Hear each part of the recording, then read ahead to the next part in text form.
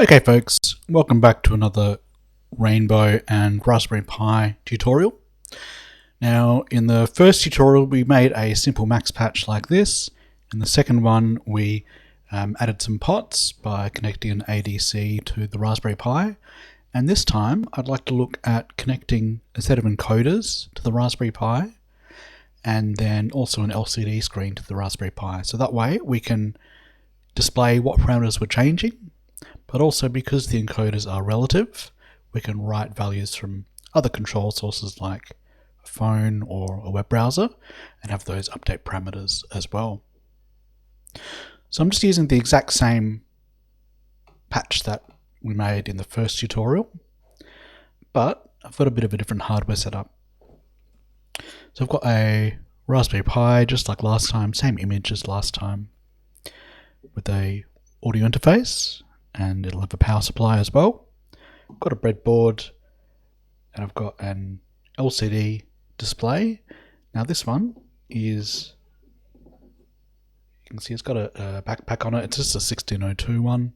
So in other words, 16 characters by 2 lines, and the backpack on it just means that it's got I2C or I2C output. So we just need 4 connections to the Raspberry Pi to make it work. And then we've also got some encoders, and these are just really basic, cheap encoders. And they've got a push button, which we won't use, and they've got just the 3 connections on the front, which we will use.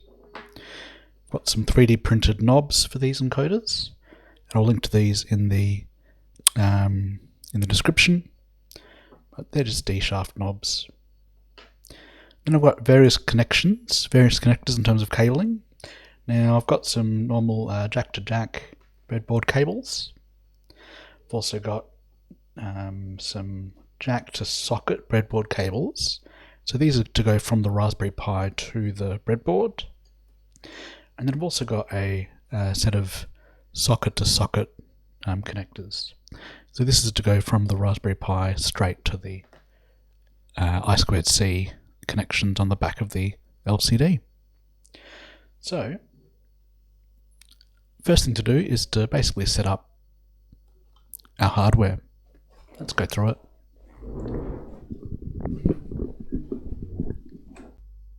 Okay, let's build up the breadboard first for the encoders. There we go, and all I'm going to do is place these encoders along the breadboard so that they're all separate, and I'm going to connect them so that the middle pin of the encoder is going to go to ground. So if we have a look at the pin out of the encoders, basically the one side of the encoder's got 3 pins, and it's just 2 output pins on either side, so output A and B, and then a middle common pin which is ground. So all we're doing when we're turning the encoder is we're connecting ground to either output A or output B, depending on the direction. And then so we're making and breaking that connection. And so all our software has to do is to be able to interpret those signals. So from a breadboard point of view, we're going to put the encoder in, and the middle leg is going to go to ground, and then each of the outside legs is just going to go to a GPIO port on the Raspberry Pi. So I'm going to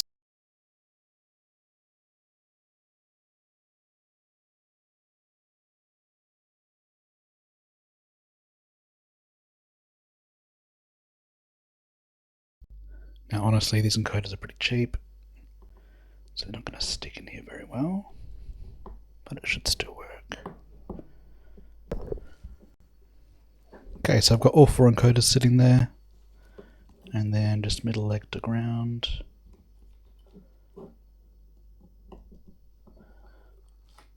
Like this.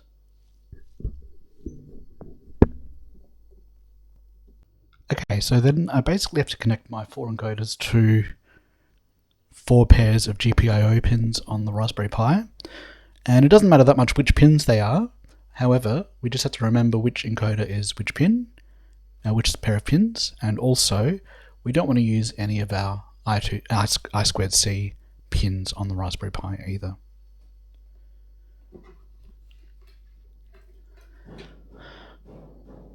So our first encoder is going to go to GPIO 20 and 26.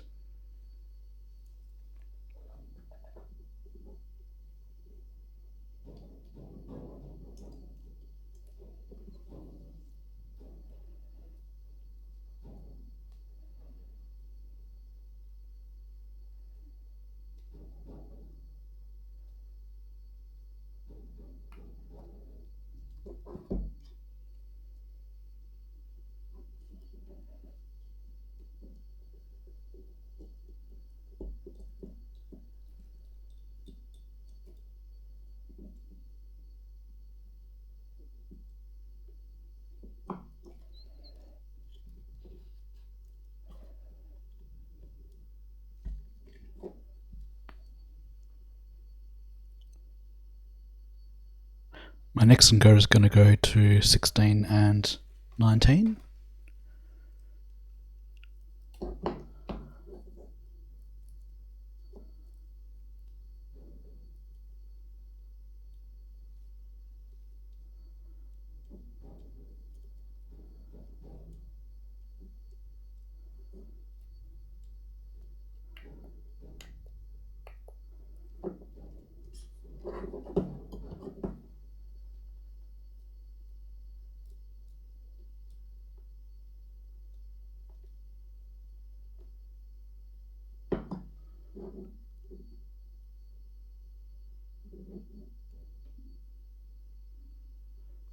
My next encoder is going to go to 12 and 6.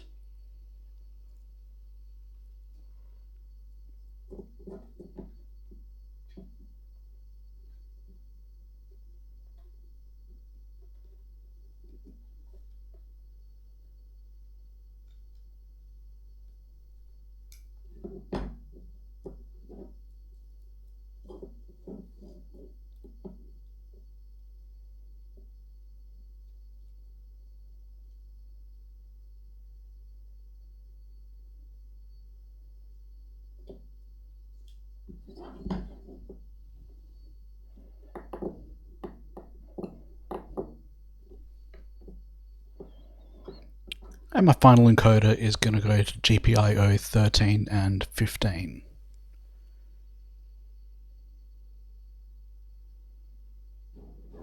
Sorry, 13 and 5.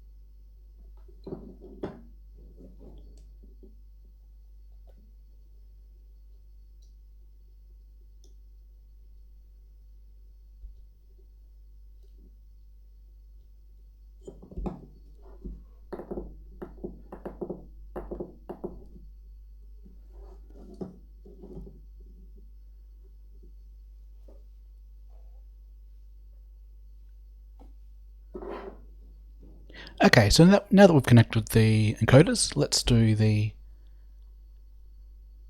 LCD display. And so on the back of the LCD, we've got our 4 I2C pins: ground, VCC, SDA, and SCL.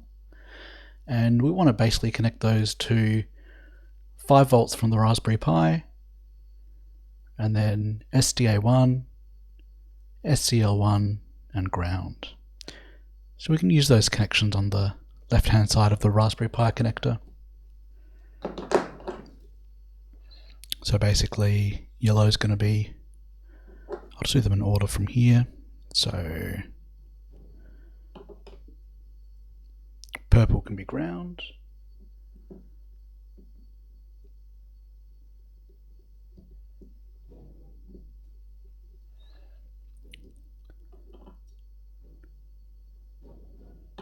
Then blue can be 5 volts.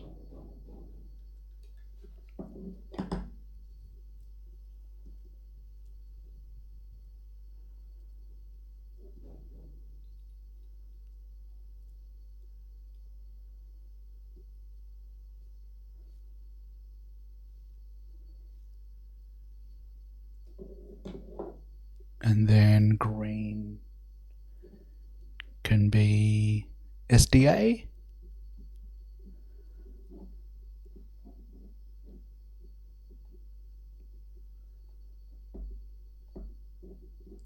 And yellow can be SCL.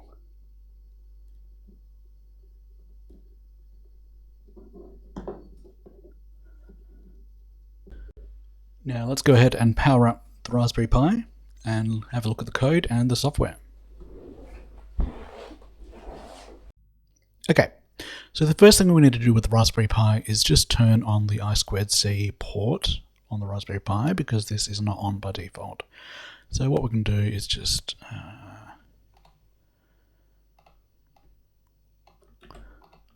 open up rasp-config, go to interface options and turn on I2C.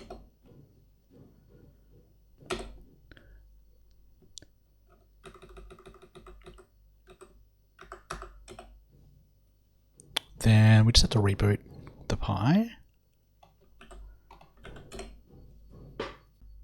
Then we can SSH into it again once it's rebooted.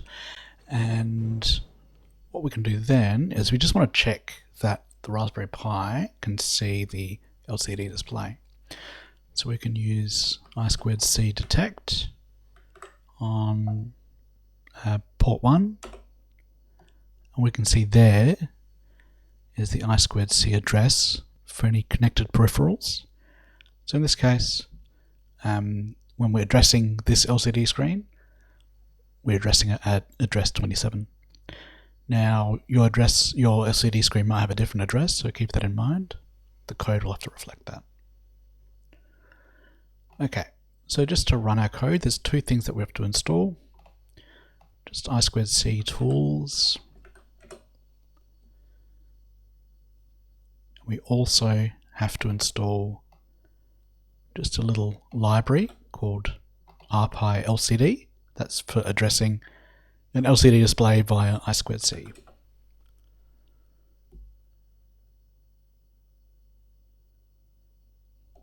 So I've got both of those installed already on this image. You can see they're fine. Okay, what I want to do is have a closer look at the little Python script that we've got, just to read the encoders, send those encoders to the rainbow patch, and then also display the value of those parameters on the LCD display.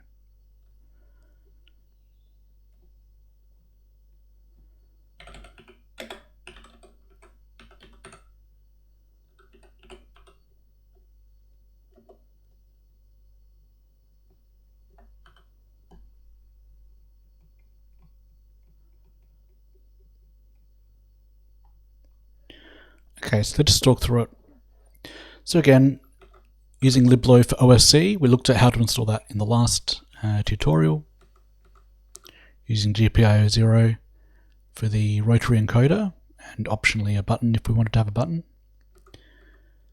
And then also bringing in the LCD library.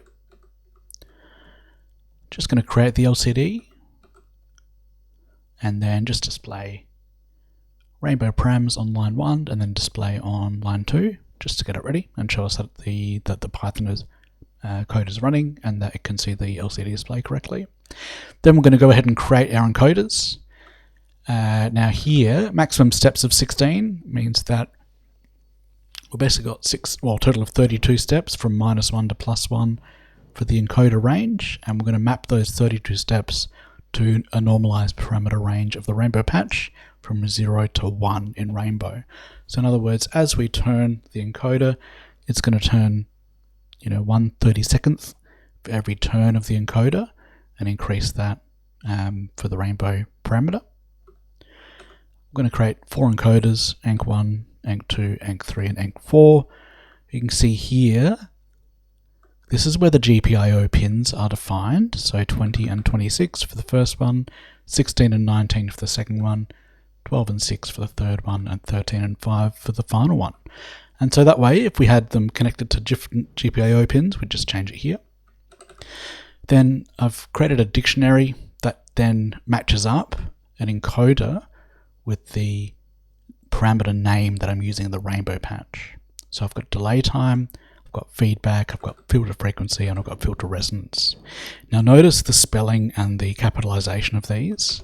It's the exact same as what I've got in my rainbow patch here. So for example, there's delay time. Delay time is up here. Small d, capital T, no space in between. So we could add additional encoders here if we wanted to, or we could have different parameter names if we wanted to.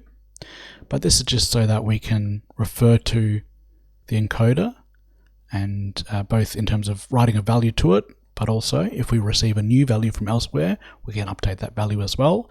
And we also know what the parameter name is on the LCD. Currently don't have a button connected, but we had a button last time, so there's a button here.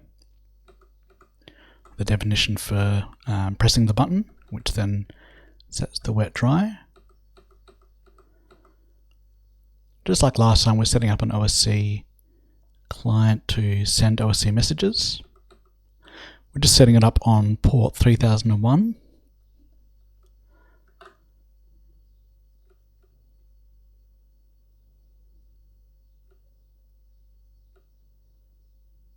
And then we're also setting up an OSC client to receive OSC messages as well.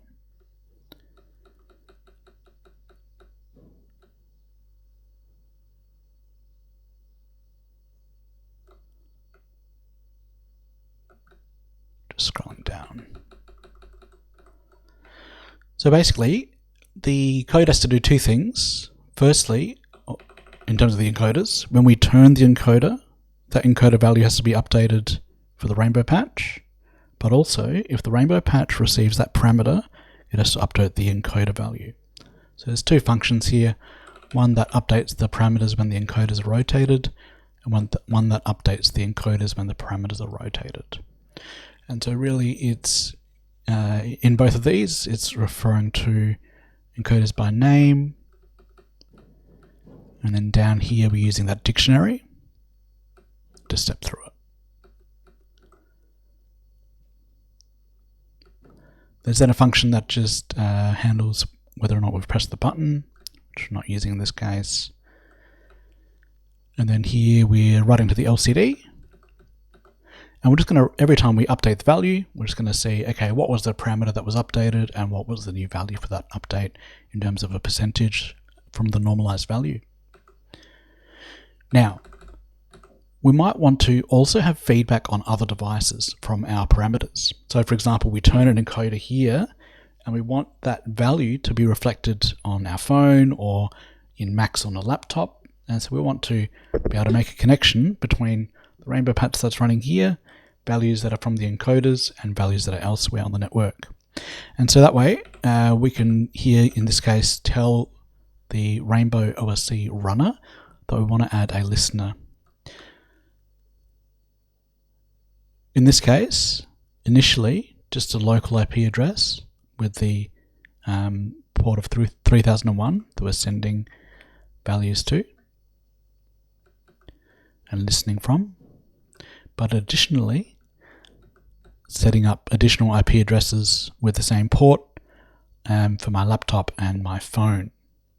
So later on, we can see as we update values on the encoder, those values are updated on the phone as well. And finally, there's just a callback function here for whenever we received OSC messages.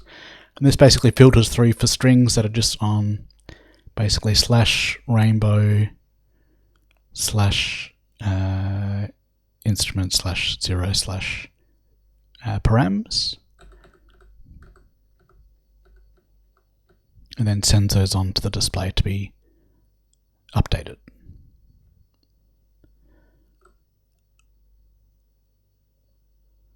And then finally, we're just waiting for messages to be received by OSC. And that's it. So not too complicated, but it's doing a few things at once. Getting values from the encoders, sending those as OSC, and also updating the display. Additionally, getting OSC messages and updating the values of the encoders, and displaying those OSC messages on the LCD. Okay, so let's try out that Python script and see that it's working.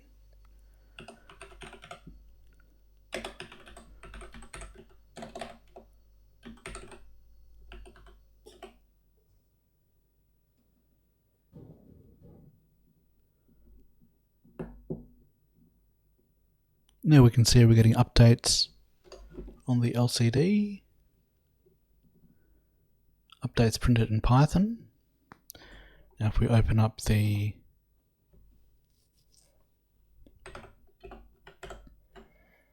parameter interface, we should be able to see those change. There we go. Okay, that's all well and good, and that should work across all 4 of these parameters.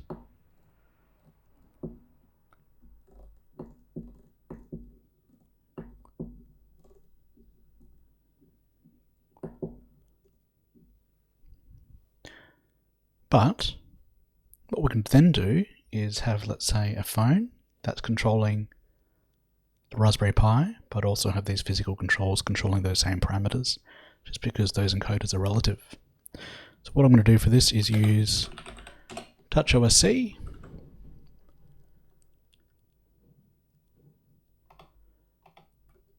It's got a new patch here. What I'm going to do is start off just by making a fader.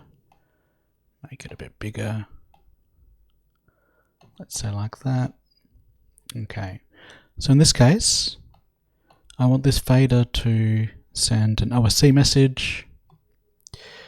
I want it to be, doesn't need to be the name, but instead, yes, I do want a string.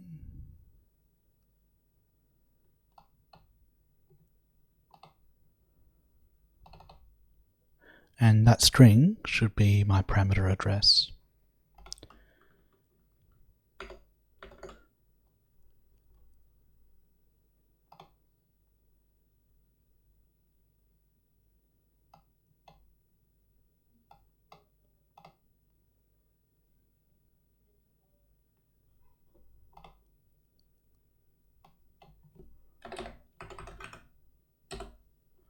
So if we go back and have a look at that JSON file, for example, if we look for delay time, we can see here that that's the path for the normal delay time with full range, and here's the path for normalized.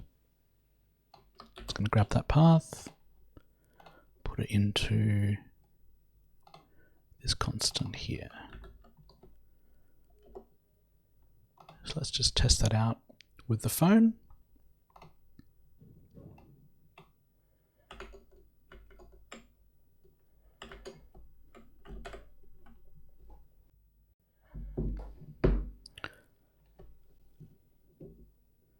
So I've just got TouchOSC on my phone. What I'm going to do is have my computer as a server for TouchOSC, just for the patch.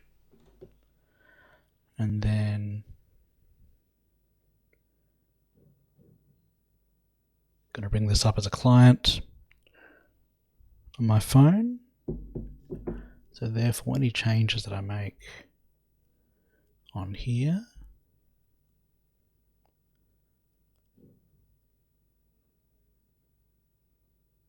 there we go. So now this slider on my phone, which is saved as an OSC TouchOSC patch is sending TouchOSC data to the Raspberry Pi. That's updating the encoder.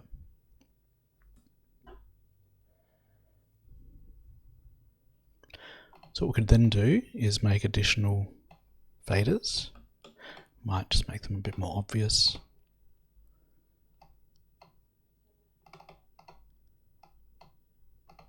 Yeah. Let's have 4 of them.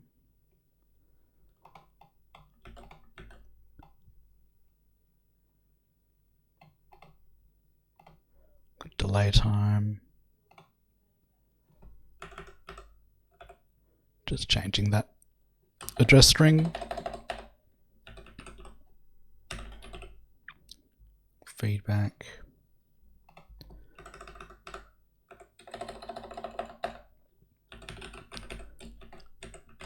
Filter frequency.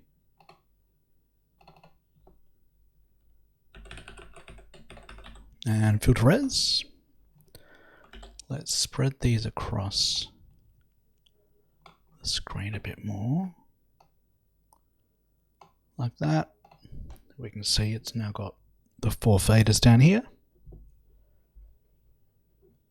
And as I'm changing each of these values, that value is updating on the Raspberry Pi as well. Now notice that with this, under connections on my phone, I've just got OSC and I'm connected to the Raspberry Pi as a host. Like that.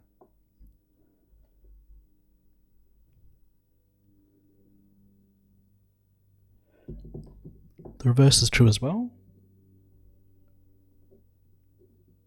If I change a value on the encoder, you can see that's updating the value on the phone. And that's also updating the value in the browser.